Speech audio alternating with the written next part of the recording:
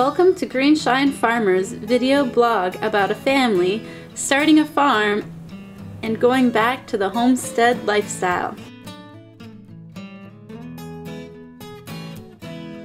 Hey guys, welcome to Greenshine Farmers. Today we are going to kind of just give you an update of what we're doing on the farm, but it's going to be a little bit of a different episode. I wanted to kind of tie in a talking point here, something that I've been thinking a lot about, and I think it could really be the difference between a successful farm, a farm that makes it, and a farm that doesn't. Now this is a very slim margin game.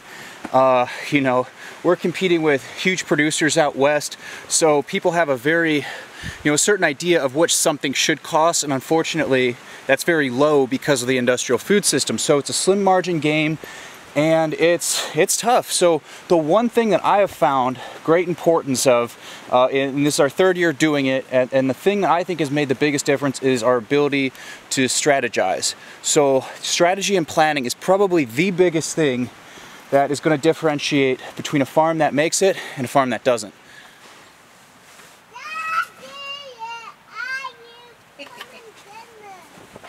Come in for dinner?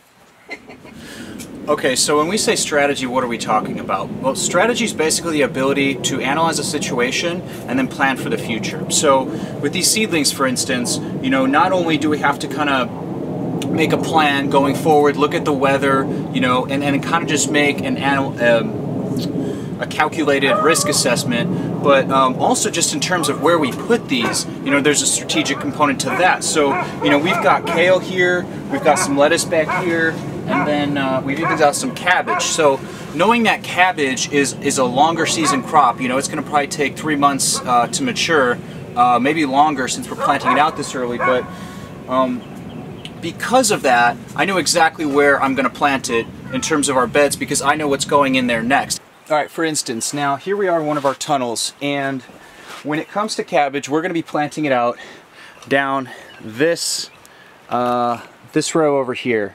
And the reason for that is most these beds we can probably turn probably about 4 times, probably one every season. We're doing quick growing crops like lettuce and salad greens, and so we can usually get 4 cycles out of these beds. However, some exciting news, we actually just got approved for our hemp permit.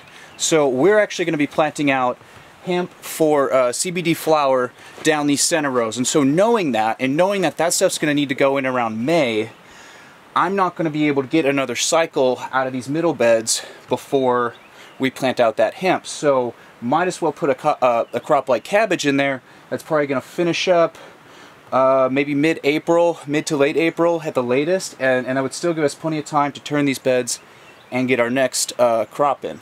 Another way to think about strategy too is kind of in terms of like a chess game. I mean, you are having to think 8 moves out if you really want to be successful at this. You can't just be looking at what you're going to do tomorrow. You have to be thinking about what you're going to do next week, what you're going to do in a month, and how all this is going to cash flow. And that's probably the biggest obstacle to any business, is just cash flow.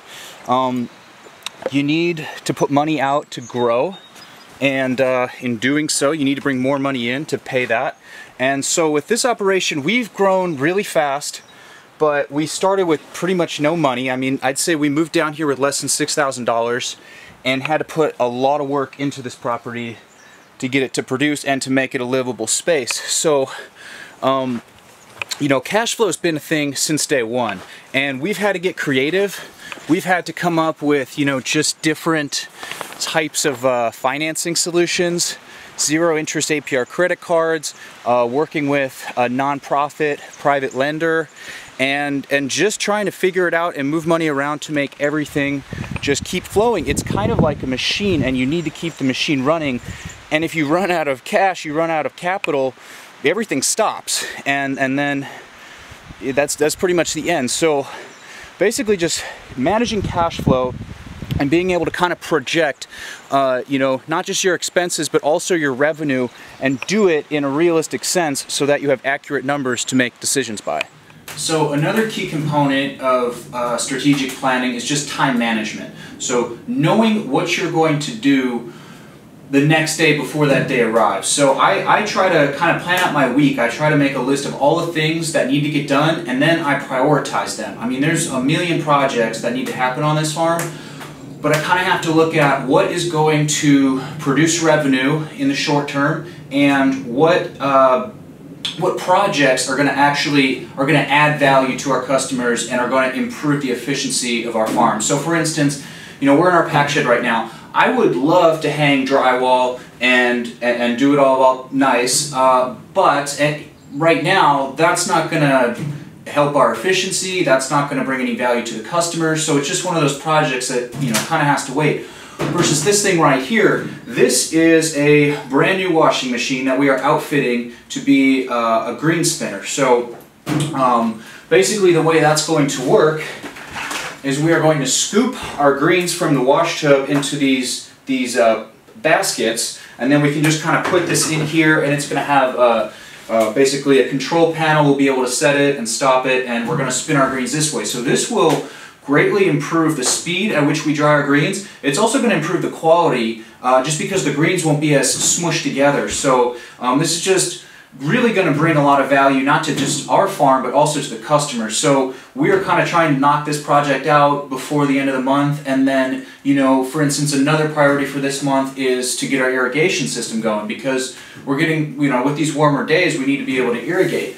So, you know, versus just a laundry list of other things that need to be done, but can probably wait until we actually have a spare moment. Another important component to strategy is just knowing where to spend money. You know, our first year, we bought a lot of stuff that we didn't end up using. We bought a lot of stuff that ended up breaking on us because we went too cheap and had to buy a brand new one anyway. And in terms of what we were putting into our soil, I mean, we were trying everything, and I didn't really know where the true value was for a lot of these things, because, you know, we were brand new to farming. Every farm should be adding compost and azomite. The azomite is a rock dust mineral. That's this white stuff here, and you know, that stuff is just going to bring so many trace elements to your soil. It's going to just really improve your plant's health, and I think for like a bag of it, we're talking maybe, you know, 30 or 40 bucks. And you probably only need to do this once every, I've heard once every 5 years. So, you know, a lot of this stuff is just going to stay in the soil, and it's going to just help really bring up the nutrient profile of your plants. The other thing is a good compost. You know, we've tried to cut corners on the composting, and it's bitten us really hard. I think growing under these tunnels, which has been another really good investment, is going to protect the soil a bit from some of these heavy rains. So I don't think we'll have to add as much compost going forward as, say, we did last year. But you know, we are turning these beds, like I said, 4 times a year. That's pretty intensive. So we need to be you know, bringing organic matter back into the soil, because if not, we're going to run into problems really fast. Now, when it comes to getting the seedlings out of the tray, we found it easy to use the back end of a pen. It kind of fits through the hole in the tray perfectly, and helps get the entire root ball out without it breaking.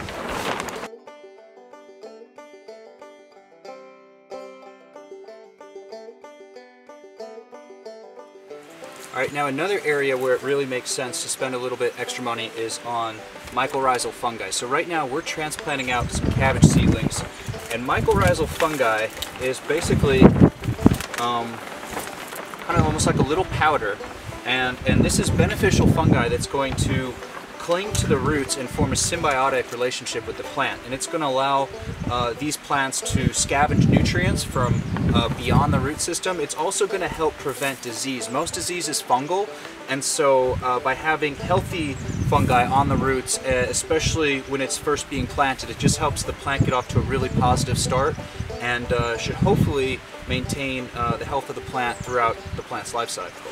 Just kind of doing a light sprinkling on the roots. It doesn't take much, so just kind of spreading it around like this. Whew, so we got all these guys put out, and we got this hoop house pretty much filled up. We still need to, we've got a little bit of open bed space over here, so we'll probably just direct seed some loose leaf lettuce, but yeah, everything's looking really good. And it was a productive day. You hear it a lot, especially in farming, but it's work smarter, not harder. And it's said so much that it's kind of just a cliche, but it's true. And as you get more experience, you realize that it's not just about, you know, just grunting it out and just trying to work longer days. That's not going to get you anywhere. So where we're at right now is, for us to grow, I need to be able to step back and let things kind of run without me, and just hope that I've put the right systems in place and that we have the right people in place so that things can just kind of run, and I can work on sort of more of the macro picture.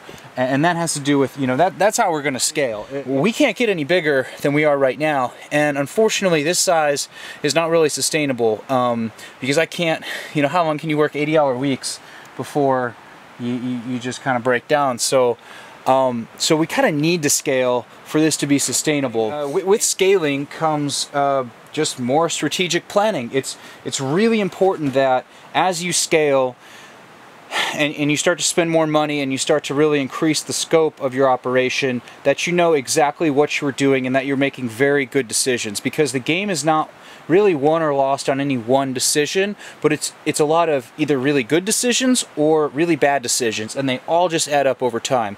So, you know, as you get bigger and as you start to put more money out, you just have to be really, really efficient with your time and where you're spending that capital. Otherwise, it could come back to bite you. Anyway, that about wraps it up for today. I appreciate you guys watching. I hope you got something out of this. I hope I was able to lend just a little bit of advice to somebody who's maybe just starting out, and hopefully it'll help save some people, you know, some time and money and frustration.